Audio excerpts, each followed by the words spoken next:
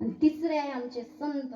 संत म्हणावं तरी कोणाला संत भरती नाही ती संत, जो स्वतः वर्णन चांगलं करते आणि इतरांना सुद्धा वर्तन चांगलं करण्यास भाग पडते, त्यांना म्हटलं जातं संत. आणि त्यातले एकमेव संत म्हणजे आमचे जगद्गुरु तुकोबाराय आहे. ते तुकोबाराय आज तुम्हाला आम्हाला संतांचं वर्णन सांगतात. लक्षात घ्या, आता खरं कीर्तन चालू. आता तुम्ही विचार करा तुम्हाला किती वाजेपर्यंत बसा.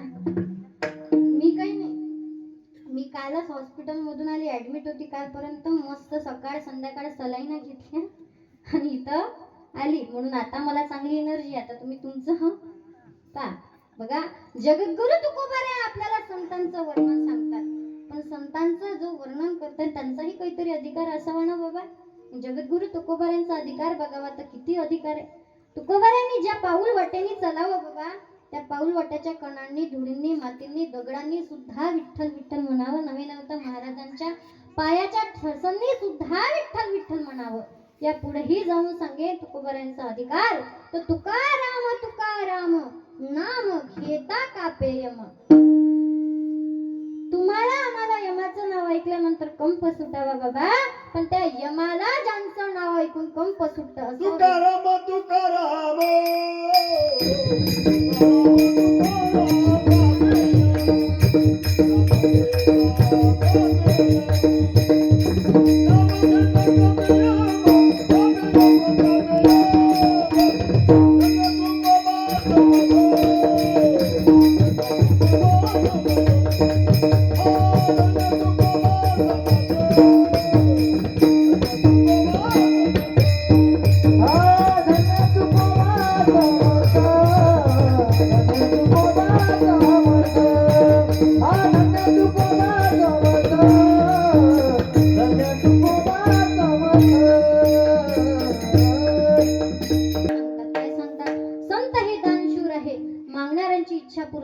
मागून येणार करता त्यांच्याकडे शिल्लक असतं. त्यांना जे द्यायचं आहे त्यांचं अनंत भंडार संतांकडे भरलेलं आहे, ते कदापि रीत होत नाही. का? कारण भगवान परमात्मा ते पोतं भरायचं काम करत आहे. परत दानशूर म्हटल्यानंतर तुम्हाला आम्हाला एक प्रश्न निर्माण व्हावा की दानशूर असण्याकरता 3 गोष्टी असाव्या लागतात. किती? 3 गोष्टी असाव्या लागतात. कोणत्या? श्रीमंत असावं लागतं, स्वतंत्र असावं लागतं, उदार असावं लागतं.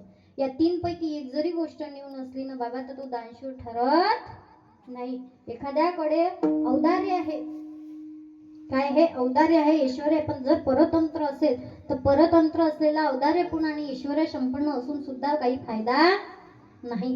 बरं, एखाद्याकडे भरपूर ऐश्वर्य आहे, गावामध्ये सत्ता चालत असलं, काही एखाद्या वरिष्ठ माणसाकडे आपण देणगी मागायला जातो की नाही, तेव्हा तो म्हणत असते बघा तुम्ही माझ्याकडे मागायला फार चांगलं झालं, आणि इथं द्यायचं नाही तर कुठं द्यायचं. आणि देवाला एका हाताने दिलं का देव अनंत हाताने आपल्याला देत असतो. आणि तुम्हाला नाही म्हणून या गावात राहायचं तरी कसं? जसा काही निम्मा सप्ताह हाच करते नाही का. पण जेव्हा आकडा द्यायची वेळ येते तेव्हा तो म्हणत असते बघा तुम्ही माझ्याकडे मागायला आला, चांगलं झालं, माझी द्यायची इच्छा खूप आहे, पण काय आहे ना ती सध्या घरी नाही आहे, तिला विचारतो मग ते तो म्हणजे स्वतंत्र आहे का? नाही. स्वतंत्र आहे का? नाही. पण एखाद्याकडे उदारी असावा, द्यायची इच्छाही असावी बाबा. पण पंढरपूर सारख्या क्षेत्रामध्ये गेल्यानंतर कैविलवाने आंधळ्या पांगड्यांनी दान मागावे, यासाठी 100ची कशाला 200ची द्यावी, पण खिशामध्ये हात घातल्यानंतर 50ची सुद्धा नसते. म्हणजे ऐश्वर्य आहे का? नाही. व यही पेक्षा एखाद्याकडे ऐश्वर्य असावं, स्वतंत्र असावं, पण महाकंजूस. किती? की श्रीमद भागवत कथेच्या 51 स्कंदामध्ये कर्दव्य ब्राह्मणाचं आख्यान आलेलं आहे. महाकंजूस. कंजूसतेचे उदाहरण बघितले ना बाबा तर रात्र संपते, पण कंजूस पण नाही. बरं जाऊ त्या देवाचं व्यवहाराचं सोडा, पण देवाच्या कार्यामध्ये सुद्धा कंजूसपणा केल्याशिवाय राहत. महिला मंडळ मला सांगा, तुम्ही सवाशिनी जीव घालता काय? हा घालता ना नवरात्रात? बोला पटकन का मी होती घालता ना? घालता. पण पहिलीच्याच पोरी जीव घालता. मी इथं सांगत नाही बरं, मी माझ्या गावातलं सांगत आहे. आमच्या गावात आमच्या शेजारी शशिकला काकू राहतात, आणि शशिकला काकूकडे सवाशिनी होतात. इकून कुकू तिकून कुकू. मी विचारलं, म्हटलं शशिकला काकू काय भानगड आहे? म्हणजे काही नाही म्हणे, बाई दिदे आज आमच्याकडे सवाशिनी आहे. म्हटलं बरं, आज आपण याची गंमतच पाहावी. उचलला पंचपाटण, निघाल्या पुढं, त्या पुढं मी माग, त्या पुढं मी माग, त्या पुढं मी माग. बरं गेल्या तर गेल्या जिल्हा परिषद शाळेतच घुसल्या. बरं घुसल्या तर घुसल्या पहिलीच्याच वर्गात घुसल्या. लागल्या पहिलीच्या पोरीला टुचू टुचू कुंकू लावायला लागला. मी विचारलं, म्हटलं शशिकला काकू पहिलीच्या पोरीला कसं काय कुंकू? म्हणे बाई दिदे ह्याच परवडतात. म्हटलं काऊन? म्हणे कमी खातात. विठाल विठाल इतका कंजूसपणा आहे बाबा. म्हणून दानशूर असण्याकरता तिन्ही गोष्ट असावी लागतात. श्रीमंत असावं लागतं, स्वतंत्र असावं लागतं, उदार असावं लागतं. बरं मग संत दानशूर आहे. दानशूर असण्याकरता संतांना स्वतंत्र असावं, संत उदारही असावे. पण संत श्रीमंत आहे का? स्वतः संतांनी संतांच्या परिस्थितीचं वर्णन सांगितलंय. ते म्हणतात, आम्ही सदैव सोडके जवळी येता चोर ढाके जाऊ पुढती भिके कुत्री घर राखे. ज्या घरामध्ये काहीही नाही आहे त्या घराचं राखण कुत्रीने करावं बाबा. या पुढे जाऊन तुकोबाराय स्वतःच्या परिस्थितीचं वर्णन सांगतात. भगवान परमात्मा तुकोबारायकडे पाहुणे म्हणून आले. आता पाहुणे म्हणून आल्यानंतर आपल्याकडे एक पद्धत आहे पाहुणचार करायचा, नाही का? पाहुणे घराची आज आले ऋषिकेशी काय करू उपचार कोप मुडकी जर झर. भगवान परमात्मा पाहुणे म्हणून आले. आता पाहुणे म्हणून आल्यानंतर पाहुणचार काय करावं? तर दरदरीत पाना माझ्या रांधी आल्या कण्या पाण्यामध्ये कण्या टाकाव्या, भगवंतासमोर आणाव्या. बरं भगवंताने त्या खाऊनही घ्यावा, पण खाल्ल्यानंतर आपल्याकडे अजून एक प्रथा असते. कशाची? विडा द्यायचं. देतो ना आपण विडा. आता भगवंताला विडा द्यायचा आहे. श्रीमंत माणसाने विडा जरूर घ्यावा, कारण अष्टभोगांपैकी एक भोग सांगितलाय तांबूल. तांबूल हा एक प्रकारचा भोग आहे. मग भगवंताला विडा द्यायचा आहे. पण तुकोबारांची परिस्थिती तशी नाही आहे. मुख शुद्धी तुळशी दर तुका म्हणे मी दुर्बळ. तुकोबारांची परिस्थिती तशी नाही आहे. मग तुकोबारांनी करावं तरी काय? तुळशीचं एक पान घ्यावं, भगवंताच्या हाती ठेवावं. एखाद्या वरिष्ठ वडिलांनी आपल्या मुलीकडे जावं आणि तिनं पिठलं भाकर करावं आणि म्हणावं, बाबा मला करायचं तर होतं गुलाबजाम पुरणाच्या पोळीचं पाहुणचार, पण माझी परिस्थिती तशी नाही आहे आणि माझ्या परिस्थितीला कारणही तुम्हीच आहे. का? कारण त्या काळी जर तुम्ही मला एखाद्या दारोड्याला बघून दिलं नसतं ना बाबा, आज माझ्यावर ही परिस्थिती आली नसती. म्हणून तुम्ही काय करा, आता हे गोड मानून या. तुकोबाराय सुद्धा तसेच म्हणतात, देवा माझ्या परिस्थितीला कारण तूच आहे. देव भक्ती लागे करून देई संसार. देव भक्ताला संसार करू देत नाही. मग भगवंता आता तुम्ही काय करा, हे गोड मानून घ्या. मग संताची परिस्थिती जर एवढी गरिबीची होती तर मग संत हे दानशूर कसे? मग बरोबर आहे ना, एवढी गरिबीची परिस्थिती होती. पण बघा तुम्हाला आम्हाला एकच दान माहित आहे, कोणतं? द्रवदान. पण शास्त्राने अनेक प्रकारचे दान सांगितलेले आहे. त्याचे मुख्य 5 आहे. पहिला आहे भूदान, दुसरा आहे गोदान, तिसरा आहे कांचनदान, चौथा आहे अन्नदान, पाचवा आहे विद्यादान. आता भूदान म्हणजे तुम्हाला माहित आहे का? वामन अवतारामध्ये बळीराजाकडे भगवान परमात्म्याने त्रिपाद भूमी मागितली होती, त्याला म्हटलं जातं भूदान. दुसरं आहे गोदान, सगळ्यांना माहितच आहे. कांचनदान याची कथा बरीचशी मोठी आहे, त्याच्याकडे आपल्याला जायचंच नाहीये. झालं असेल तर त्याला अन्नदान करून फायदा आहे का? एखाद्याची भूक भागलेली आहे त्याला अन्नदान करून फायदा आहे का? नाही. अजीर्णस्य विषम अन्ने तन्मे हृदयस्य विषमे. म्हणजे ज्ञानाचा जर अभाव असला तर शास्त्र विषयाप्रमाणे मानलं जातं. एखाद्याला खाऊन खाऊन अजीर्ण झालं असेल तर त्याला अन्न देऊन काही फायदा आहे का? नाही. मग नामदेवराय सांगतात, काय सांगतात? एक शीत दिलेले अन्न कोटी कुळाचे होय उद्धरण. पंढरपूर सारख्या क्षेत्रामध्ये भाताचं जर एक कण जरी दान दिला ना बाबा, तर कोटी कुळाचा उद्धार झाल्याशिवाय राहत नाही. विठाल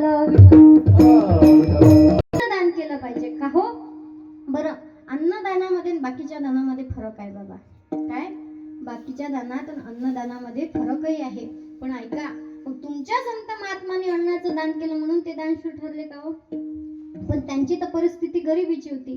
पण ऐका, या दानामध्ये दान जर श्रेष्ठ सांगितलं असेल तर अन्नदान आहे. पण अन्नदानापेक्षाही एक दान श्रेष्ठ सांगितलं. मी तुम्हाला 5 दान सांगितले. कोणते?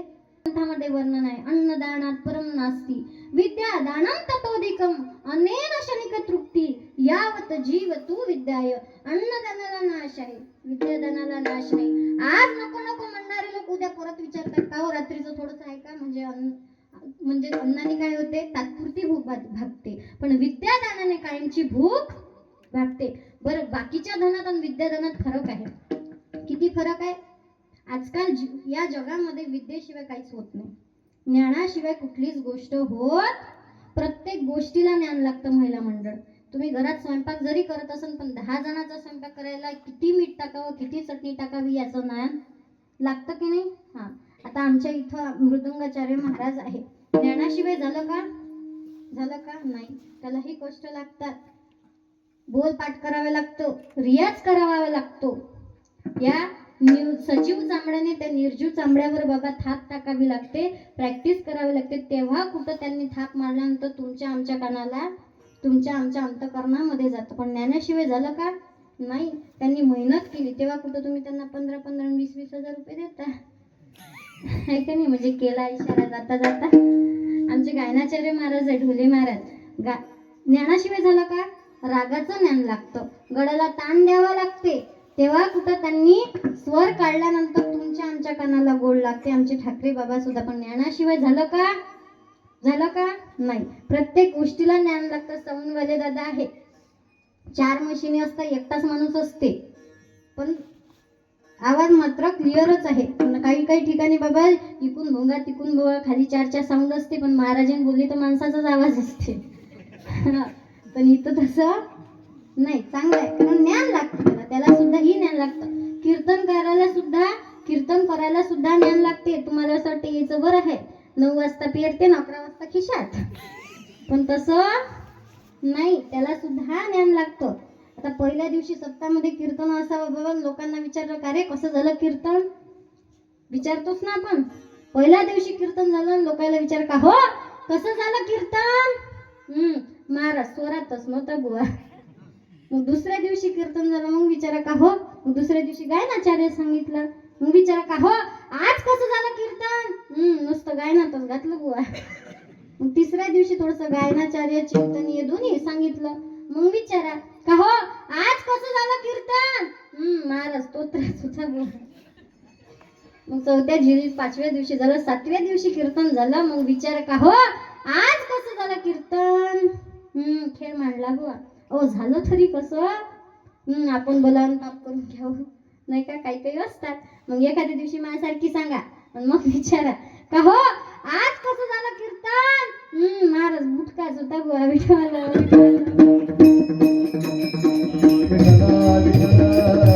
पहिल्या दिवशी सुनीनं स्वयंपाक केला. माझ्या घरी आली, मी विचारलं म्हटलं का हो काकू कशी काय सून, काय सांगू बाई म्हणे शिकलेली सून केली. काय सांगू बाई म्हणे शिकलेली सून केली म्हणे, तिनं पहिल्याच दिवशी आंब्याच्या रसाला फोडणीच दिली म्हणे. विठ्ठल विठ्ठल. प्रत्येक गोष्टीला ज्ञान लागतं, ज्ञानाशिवाय काहीही होत नाही. मग प्रत्येक ज्ञानामध्ये आणि बाकीच्या धनामध्ये फरक आहे. बाकीचं धन हे चोर हरण करू शकते, पण विद्यादानाची कधी चोरी झाली असं ऐकलं का नाही. मला 10वी पर्यंत ज्ञान होतं, काल आमच्या घरात चोराने दरोडा मारला ना, माझं सगळं ज्ञान निघून गेलं असं झालं का नाही. बरं भाऊ बंद वाटा मागत नाही, बाकीचं धन तुम्ही नाही 10वी पर्यंत शिकला 5वी पर्यंत मला दे असं झालं का नाही. ते संकटकाळी आपल्या सोबत राहतं, आपल्या उपयोगी येतं की नाही. पण बाकीचं धन तुम्ही 1 नंबर न कमवा नाही तर 2 नंबर न कमवा. भाऊ वाटा मागते म्हणजे वाटा.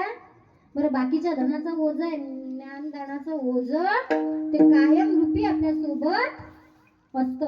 म्हणून विद्यादानामध्ये आणि बाकीच्या धनामध्ये फरक आहे बाबा. दानामध्ये अन्नदान श्रेष्ठ आहे, आणि अन्नदानापेक्षाही श्रेष्ठ जर सांगितलं असेल तर विद्यादान आहे. मग संत महात्मे गोदान करत नाही, भूदान करत नाही, कांचन दान करत नाही. आता बरेचसे प्रकार आहे असे दानाचे, नेत्रदान आहे, किडनी दान आहे, नाही का, नाही समजलं तर मतदान आहे. पण पूर्वीच्या काळी ऋषी मुनीच्या आश्रमामध्ये विद्यार्थी जणांना जे दिलं जात होतं ते होतं ज्ञानदान. आपल्याला जर हवं असेल तर ते फक्त एकमेव संत करू शकतात का, कारण जर मोक्ष कोणाच्या ताब्यामध्ये असेल तर तो एकमेव फक्त संतांचे आहे. म्हणून संत महात्मे काय करतात, मोक्षाचं मुक्तीचं परमार्थ प्राप्तीचं दान करतात.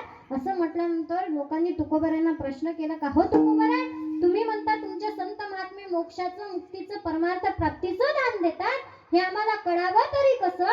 तेव्हा तुकोबाराय सांगतात, अहो त्यांनी दुकान मांडलं, दुकानाचा अर्थच असा एखादी इमारत असावी आणि त्याला बोर्ड लावलेला असावा, इथे ज्ञानाचं परमार्थ प्राप्तीचं मोक्षाचं मुक्तीचं शांतीचं ज्ञान मिळत आहे आणि दान म्हणून मिळत आहे. अभंगाचा प्रपंच दुकान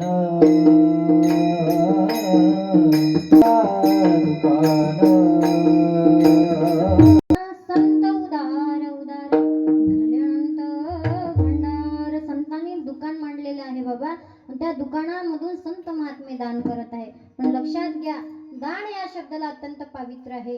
जिथे मोबदला घेतला जात नाही त्याला म्हटलं जातं दान, आणि जिथे मोबदला घेतला जातो त्याला म्हटलं जातं वाण. दान दिलेली वस्तू कधी परत होत नाही.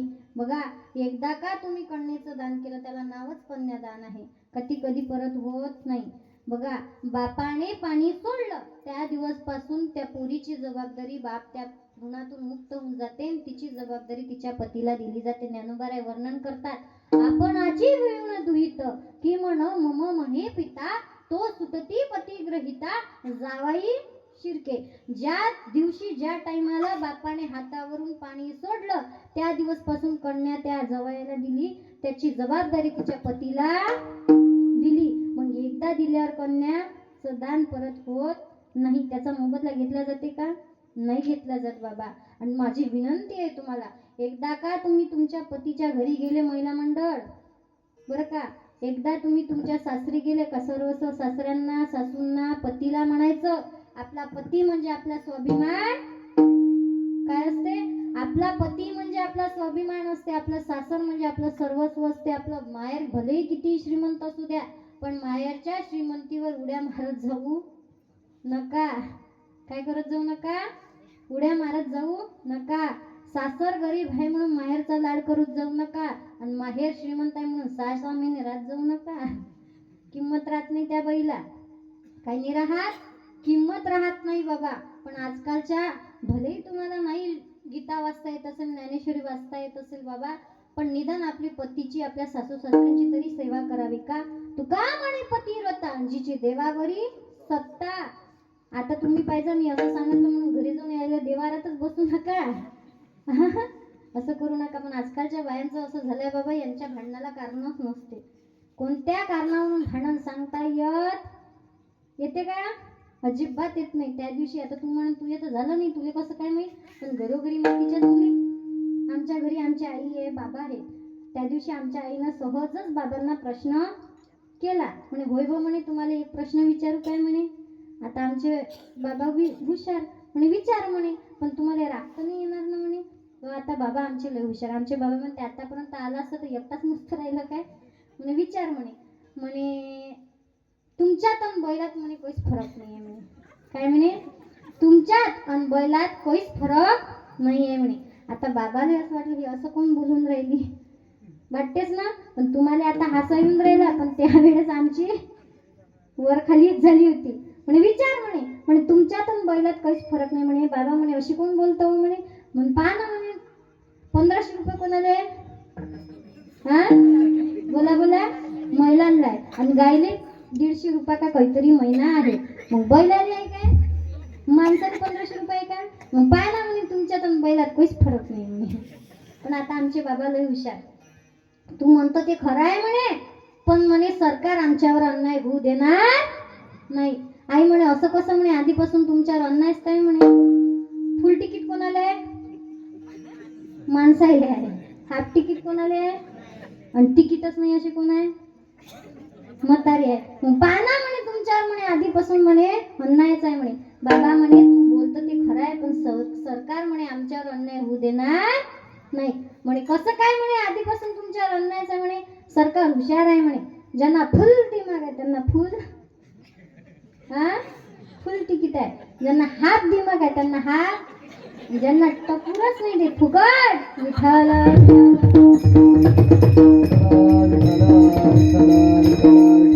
म्हणून या महिला मंडळाचं काही सांगता येत नाही. पण माझी तुम्हाला हात जोडून विनंती आहे, तुम्ही म्हणाल लय वेळची आमच्यावरच येऊन राहिली, तू जाऊन लिहून देऊन तुमचं आपल्या पार्टीचं कीर्तन आहे म्हणून आपल्यावर येऊन राहिली नाही काय. याच्या पार्टीचं कीर्तन असेल तर याच्यावर नाही का. नाही, पण तसं नाही. तुम्हाला माझी हात जोडून विनंती आहे, भलेही आपल्याला सरकारची स्कीम एखादी मिळाली तर नाही चालेल, 1500 रुपये नाही मिळाले तर चालेल, पण तुमची नजर मात्र चांगली असली पाहिजे. तुमची नजर चांगली असेल. ज्या दिवशी तुमची परस्त्रीकडे वाईट नजर जाईल ना बाबा, त्या दिवसपासून तुमच्या प्रपंचाला उतरती कडा लागल्याशिवाय राहत नाही. ज्या पुरुषाची परस्त्रीवर वाईट नजर आहे त्या पुरुषाच्या हाती कधीच लक्ष्मी टिकत नाही. तुम्ही बघा, कोट्यानी येत असेल धारावाते तर नोरी वाटे जातं का, कारण त्याची नजर वाईट आहे. परमार्थामध्ये ज्याची दुसऱ्याच्या धनावर आणि दुसऱ्या दुसऱ्याच्या स्त्रीवर वाईट नजर आहे ना बाबा, अध्यात्मात त्याचा दुर्योधन रावण झाल्याशिवाय राहत नाही. म्हणून माझे हात जोडून तुम्हाला विनंती आहे बाबा, असं करू नका. आपले पती, अरे तुमच्या नावाचं मंगळसूत्र गळ्यामध्ये घालते, पण कुंकू तुमच्या नावाचं लावते, 9 महिने 9 दिवस लेकराला ती वागवते, पण नाव मात्र लेकराच्या समोर तुमचं असतं. साक्षात भगवतीचं अवतार म्हणजे आपली पत्नी असते, आपल्या घरची बहीण असते. म्हणून त्यांचा आदर करणं शिका. काय करा? आदर. आता हे कुठच्या कुठं जाते बरं, असं असते कीर्तनात, मग वेळही माहीत पडत नाही, आहे का नाही? असं असते. पण ऐका, म्हणून तुम्हाला माझे हात जोडून विनंती आहे बाबा, आपल्या पतीचा आदर करावा, आपल्या पत्नीचा आदर करावा. दोघांना माझं सांगणं आहे. नाही तर म्हणाल ताई काही कामाच्या नाही, नुसतं आम्हाला धरलं. एका ठिकाणी असं झालं होतं, मी महिलांच्या विचार सांगत होती, एक बाई मागच्या मागं उचलली, तिनं दगडच घेतला. फिरे म्हटलं का हो, काय झालं? म्हणे कवळवरची पाहून राहिली म्हणे, तू आमच्यावरच आहे म्हणे निसतं म्हणे. म्हटलं आता काय करतं, काय दगड हाणता काय? पहिले तारीख कोण घेतली म्हणे, सांग म्हणे. विठाल विठाल. म्हणून दान या शब्दाला अत्यंत पावित्र्य आहे बाबा. इथे मोबदला घेतला जात नाही. एका जनार्दनी मांडिले दुकान, देतो मौला विना सर्व वस्तू. संतांनी मांडलेल्या दुकानात मध्ये मोबदला घेतला जात नाही, मोल घेतला जात नाही. म्हणून ऐका, एवढं संत महात्मे दान देत आहे, निदान त्यांच्याकडे एवढं दान द्यायला आहे तरी काय? कसे काय ते दान देत आहे? तर बघा, संत उदार उदार भरले अनंत भंडार. संतांचं अंतकरण अत्यंत उदार आहे बाबा, आणि उदार अंतकरणाने ते वाटप करत आहे, आणि त्यांना जे द्यायचं त्याचं अनंत भंडार संतांकडे भरलेलं आहे. का हो? मग पहिले पहिले येतील त्यांना भेटेल, आणि मागून येईल ते निराश होऊन परत जावे लागेल का? तुकोबाराय म्हणतात नाही, पहिले पहिले येतील त्यांची इच्छा पूर्ण होते इतकं देईल, आणि मागून येणारा करता त्यांच्याकडे शिल्लक असतं. का? कारण त्यांचं अनंत भंडार त्यांच्याकडे भरलेला आहे. माग त्याची पुरे धन आणि कासी पुरे. मागून येणार करता संतांकडे शिल्लक असतं. झोपल्या का काय? नाही ना? हा, मग एकदा सगळ्यांनी हात उच्ची करा, आपल्याला भजन करायचंय. पुरुष मंडळ सगळ्यांनी हात उच्ची करा. हा. विठोबा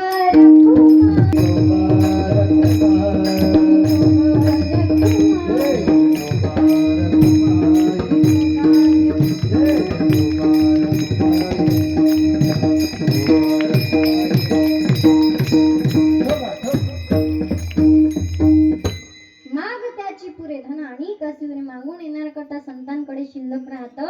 का हो? तुकोबारांना प्रश्न केला, एवढं त्यांच्याकडे ते अमाप हाताने वाटप करतात, त्यांचं कधी संपत नाही का?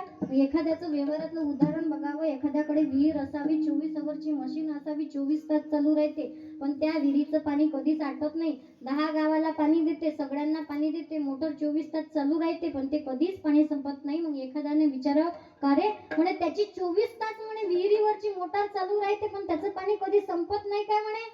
असं म्हटल्यानंतर तिसरा म्हणते, अरे म्हणते त्यानं विहीरच म्हणते नदीच्या ठिकाणी खोदलेली आहे. मग त्या विहिरीला झरे किती असावे बाबा? कधी त्याचं पाणी आटणार आहे का? नाही. मग भगवंताचं संतांनी जे द्यायचं आहे त्यांचं अनंत भंडार त्यांच्याकडे भरलेलं आहे, आणि ते भंडार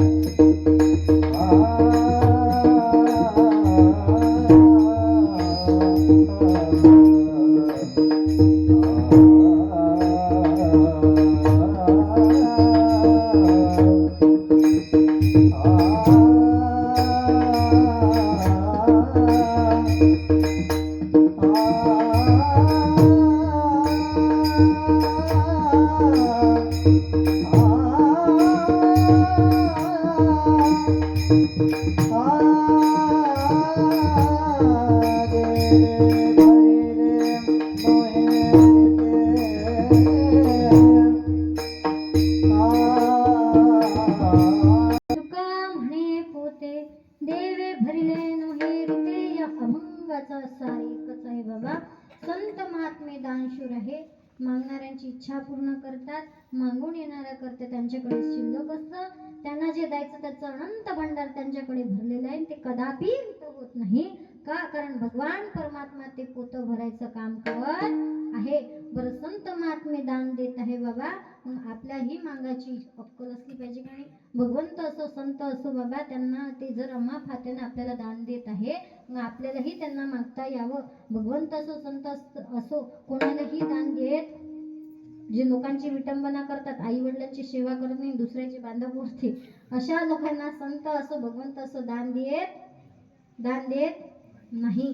म्हणून लक्षात घ्या, आपल्यालाही मागता यावं. मग मागावं तरी काय. तुम्ही मागा तंबाखू आणि चुना नाही आता चालेल का नाही. मग मागावं तरी काय. काय मागावं. काय मी उद्धार पावेन, काही कृपा करील नारायण, ऐसे सांगा तुम्ही संत जन, करा समाधान चित्त माझे. कधी माझा उद्धार होईल, तो भगवंत माझ्यावर कृपा कधी करील, असं काहीतरी संत महात्म्यांना मागितलं पाहिजे. आपलंही त्याच्यामध्ये कार्य असलं पाहिजे. बघा 10 मिनिट घेते शेवटचं, भरपूर वेळ झालेला आहे. आजचा पहिला दिवस आहे नाही का, पहिल्या दिवशी वेळ होत असते. आणि आजचं पहिलंच कीर्तन आहे म्हटल्यानंतर तुम्ही आज असं समजा मी फक्त पातरवाडी मांडून जात आहे. उद्यापासून तुम्हाला गोड गोड आयटम भेटणार. काय भेटणार आहे. गोड गोड आयटम भेटणार आहे. या ठिकाणी आलात तर दान धर्म करायचं, कारण दिल्याने वाढत असतं. दान दिल्याने आपलंच पुण्य वाढत असतं. अशा ठिकाणी दान द्यावं, धर्म द्यावं, सहकार्य करावं. नाही पैशाची मदत होत असेल तुम्हाला तर मंडप झाडून टाका, त्यातही पुण्य तेवढंच आहे. या संसारूपी सागरामध्ये आलेलं आहे, भगवंताचं नामस्मरण करा. संसारामध्ये एकदा का तुम्ही गुंतले तर त्याच्यातून तुम्हाला वेळ मिळत नाही. एकदा का तुमचं लग्न झालं, पुरुष मंडळ तुम्ही यांच्या घरामध्ये मंगळसूत्र बांधलं का, मंगळ तुम्हाला लागते, सूत्र यांच्या हाती जाते. मग काही अर्थ आहे का. तसं मला सांगा, लग्न करून सुखी कोण आहे का कोणी. हात उच्च करा बरं. बरं जाऊ द्या, लग्न कोणाची झाली हात उच्च करा बरं. म्हणजे तुमचं अख्खं गाव ब्रह्मचारी आहे वाटते. असं नाही ना. नाही. लग्न करून कोणी सुखी नाही. मग या संसारूपी सागरामध्ये आला असेल तर निदान थोडासा वेळ आपल्या परमार्थामध्ये खर्च व्हावा. बघा वंदनीय राष्ट्रसंत तुकडोजी महाराज सांगतात. काय सांगतात. तू ऐक मानवा भाई, तू राम नाम घेई, नरासारखा नर जन्माला आला संसारा.